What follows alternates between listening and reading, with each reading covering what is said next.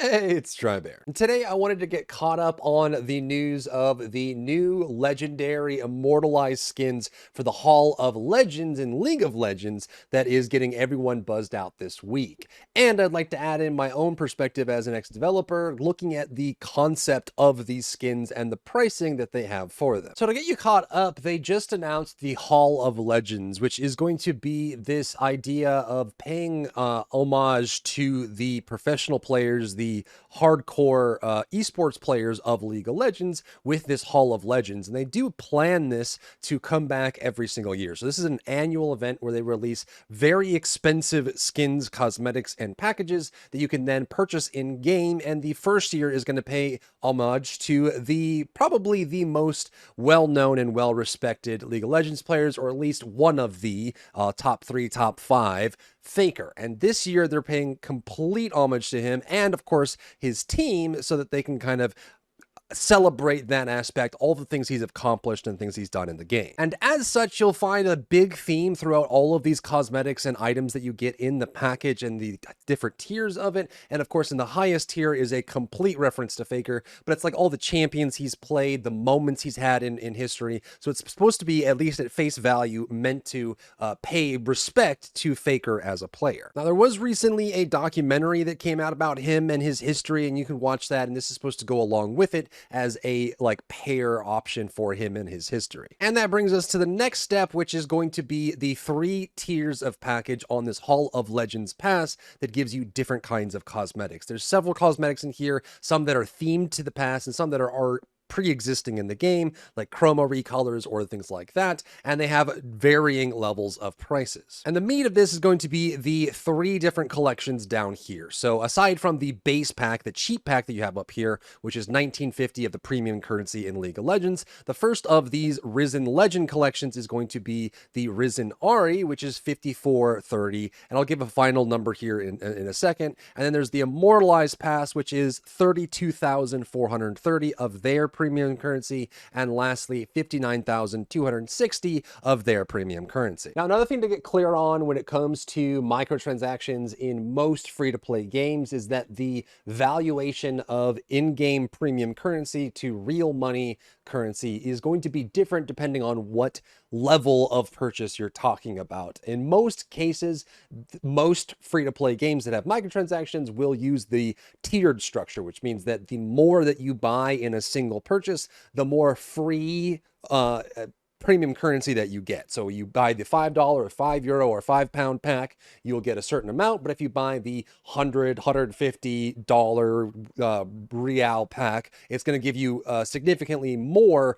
per actual purchasing power that you have with the currency, which means that the conversion from Riot points, their premium currency, to real money is going to differ based on the pack. So with these bigger packs, the one that costs 59,000 RP, depending on the valuation, if you use the lowest pack, like if you bought a whole bunch of the $5 pack in order to get to that amount, it's going to be significantly more expensive than if you bought multiples of the biggest possible pack, which is going to be more efficient. So keep that in mind. But the most expensive of these, being 59,000 premium currency, is going to convert to anywhere from 400 to just over 500 US dollars in order to unlock this pack. And this thing has set the internet on fire for many reasons. That's basically the cost of a console. That could be the cost of installing 4 new tires on your vehicle. That could be the cost of a repair for like an AC unit or something. Like, there's some serious, very distorted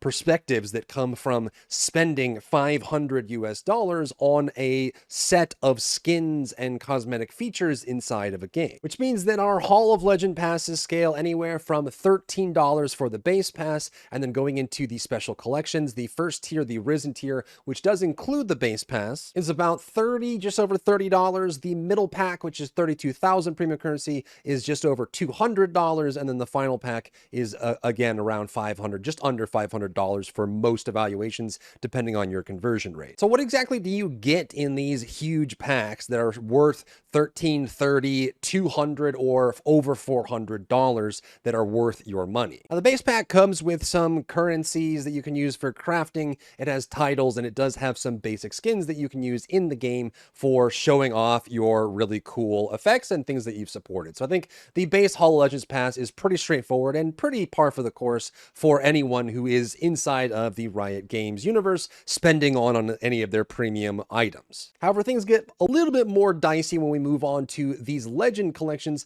starting with the base one. This one upgrades your $13 purchase to like a $35 purchase. It includes the champion inside of this, a Risen Legend Ahri skin, the base pass, a really cool taunt, which we'll talk about in a second, and some cool new effects for this skin. So this is a skin that you have to have spent at least, $30+ on in order to access. It has some new effects like progression that you'll see over the character's head, as well as the ability to taunt enemies and cause executions. Now, there are executions and taunts that exist in other Riot games, and they exist in other games in many ways. In fact, even one of the earliest MOBAs, Heroes of Newerth, which was like mid-2000s, had the ability to taunt an enemy and play a special effect and a special animation. So this kind of tech has existed and does exist in other Riot games, and they're using it right now as a selling point. But I think the biggest thing to take away from this is that, especially having been a past developer, once they put in the time to make takedown counter taunts implemented into the game to make them function, they've been QA'd, they've been launched, they've been live tested on the live servers. This is something that's going to be showing up in future because they don't want the development time and the cost to go into making these taunts relevant and function and then never use them again. They want to be able to keep using that to generate revenue. So if you're someone who's looking for these packages just for the ability to taunt an enemy and play a special animation on screen when you do it, and it gets better and better the packs you go up, I would almost bet my life on the fact that you're going to see more of these in the future now that it has been fully implemented into League of Legends. Next up is the middle tier, or I guess the third tier up from the base Hall of Legends pass, which does include the previous level and the pass itself. And this is the 32,000 in-game currency, or like $216 to $250 worth of price. You're actually going to spend multiple hundreds of US dollars or relevant currency wherever you live in the world to acquire this pack. And this does give you an elevated version of the skin. It gives you structure finishers and champ finishers, which I don't think has existed in League of Legends prior. This is some new tech. So it has a special mark on the tower and a special mark on the enemy. And so as you're moving around, you will have this feeling that you will be able to show things in game that no one else who doesn't have this pass will be able to see. It only exists in this pack, and you will only be able to do it with this pack as of right now, and probably for a good while, to make this pack feel special. It also has some progression, some legendary level skin things as it like tiers up, and many games like this that focus on cosmetics have had these kind of insane multi-tiered level skins that show off different levels of progression throughout the match. The skin gets mesh elements added to it, new animations, new effects, and the fact that you can mark a tower or mark a player, taunt, and execute them is a new concept for League of Legends specifically, which means that you could potentially be the only person that has it in multiple games in a row, because the likelihood of every person that you meet playing that champion and having spent over $200 on it is going to be quite low. Now, it does come with some visual announcer effects, so the actual UI elements will change as well. This one isn't too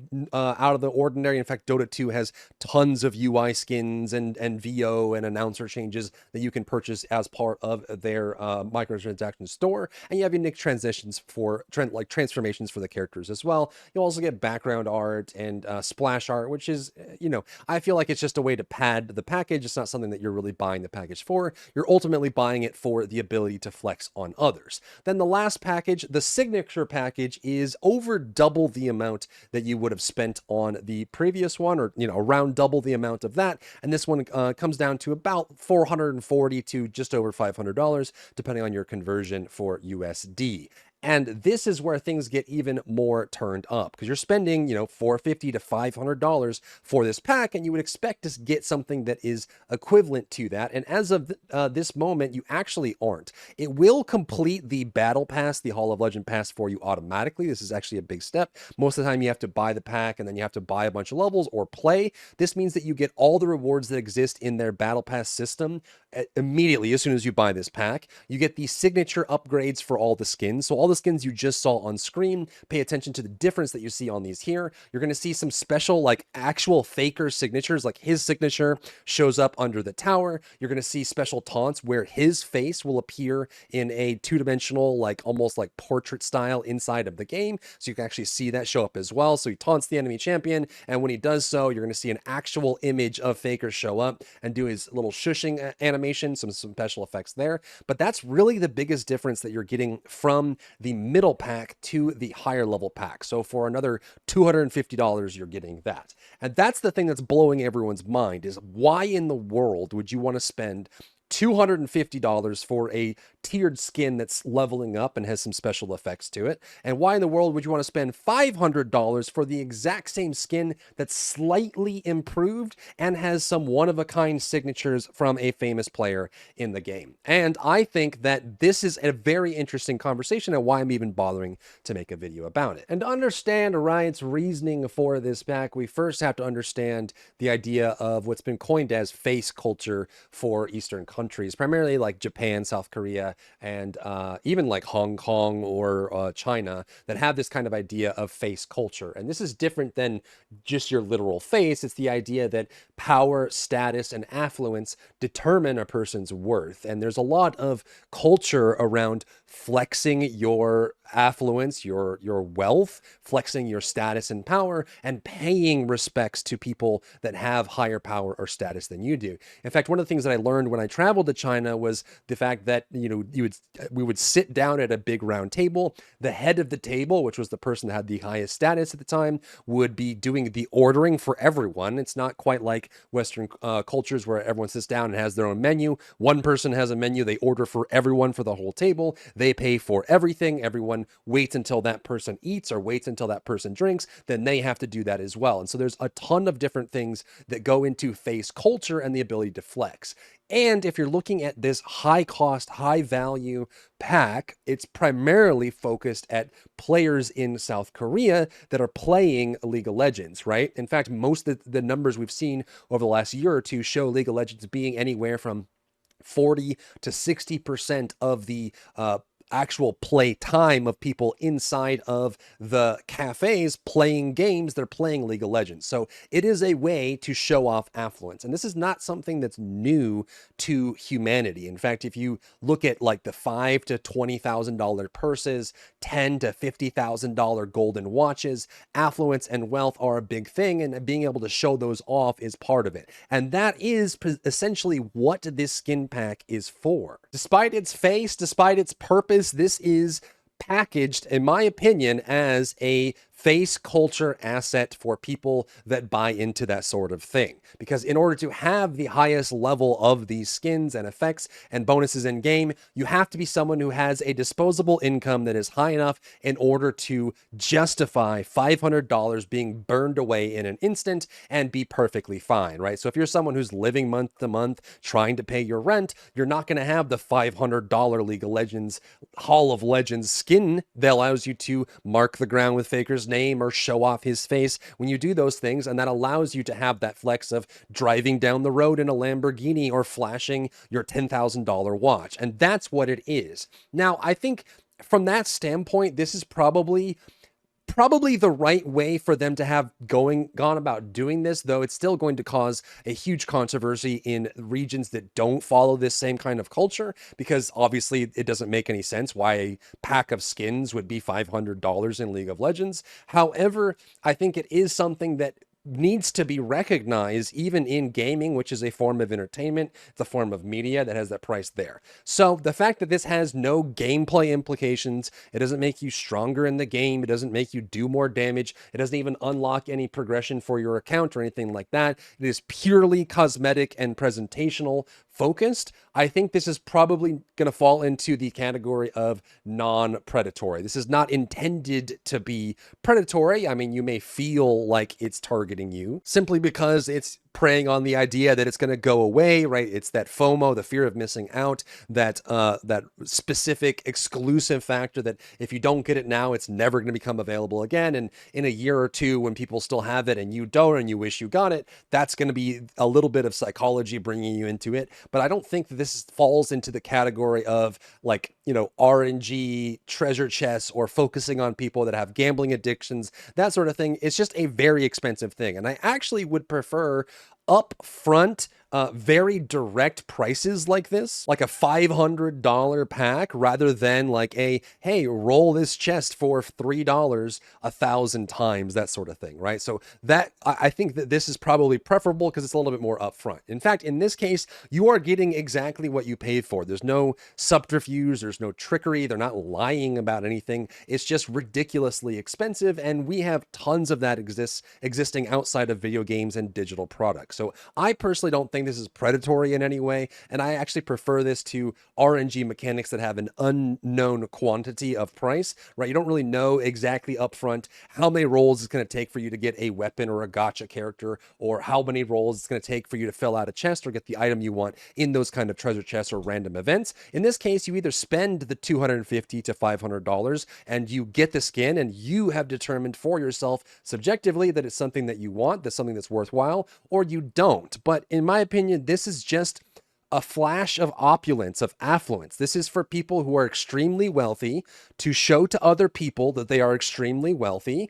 And when you kill someone with the faker taunt that you have to have spent $500 to get, you feel good because you are richer than that person. And that's part of reality. So I actually don't like the conversations that go towards that front, especially when we have so many other games like getting a you know, an A6 or S6 or W6 in a gacha RPG that costs $3,000, even games that have the supporter packs that can be thousands and thousands of dollars, or Kickstarters for games like Star Citizen that never come out that have raised hundreds of millions of dollars. In this case, I actually think this, I have no personal issue or gripe with this, but let me know what you think about the $500, $250, $30 pack of these Hall of Legends ideas in League of Legends down below. If you found value in today's video, leave a like down below, leave a comment for the algorithm to help this video get seen by more people, and don't forget to check out my other channels for other content and other stuff and other things.